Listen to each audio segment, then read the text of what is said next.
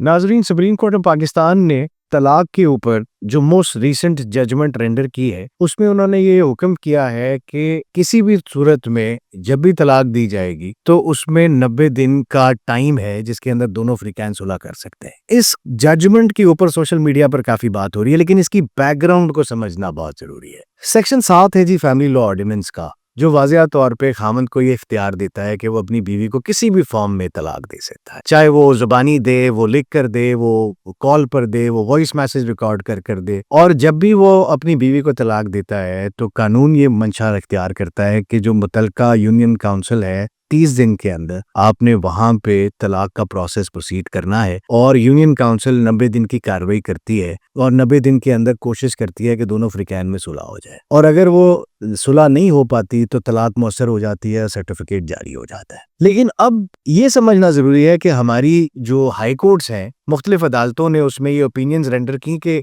जब भी 2 तलाकों की सूरतें आ जाएं तो वहां पे सुलह की गुंजाइश नहीं है। एक है तलाक बिद्दा, जिसमें खामन 3 तलाक की प्रोनाउंसमेंट्स इकट्ठी एग्जॉस्ट कर देता है। तो उस पे हमारी अदालत का व्यू ये होता था कि क्योंकि खामन ने 3 तलाकें इकट्ठी दे दी हैं तो उसने अपनी इंटेंट जाहिर कर दिया है कि वो सुलह की कोशिश या गुंजाइश नहीं रखता। और यूनियन काउंसिल्स को पाबंद किया जाता था कि आप सर्टिफिकेट को बगैर किसी इल्तवा के और बगैर 90 डेज का वेट किए आप सर्टिफिकेट जारी कर दें। दूसरी एक्सेप्शन थी तलाक के मुबारत, जिसमें दोनों हस्बैंड और वाइफ ये तय कर लेते हैं कि भाई हमने साथ नहीं रहना, और यानी जॉइंट डिवोर्स और म्यूचुअल डिवोर्स। और इस तरह की सूरत के अंदर भी इवेंचुअली हमारी कोर्ट्स की ओपिनियंस आ गई और जजमेंट्स आ गई, जिसमें यूनियन काउंसिल को बंद किया गया कि जी अब इद्दत के प्रोसेस को पूरा करना जो है वो रिक्वायरमेंट नहीं है। यकीनन यहाँ पर एक सवाल ये भी किया जा सकता है कि भाई इद्दत का जो एक असल उसकी मंशा थी वो तो ये थी कि देखना कि जी तलाक के बाद कोई प्रेगनेंसी तो नहीं है, कोई बच्चा है या नहीं है।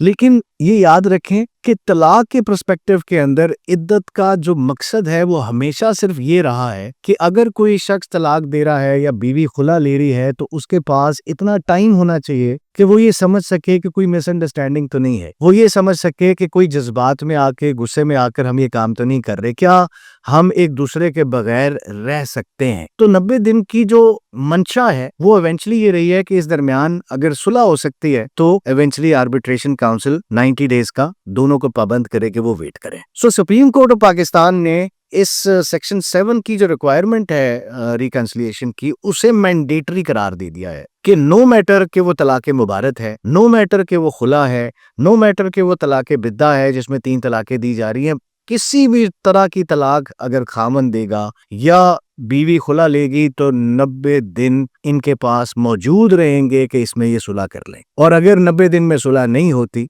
तो तलाक का सर्टिफिकेट हासिल किया जा सकता है।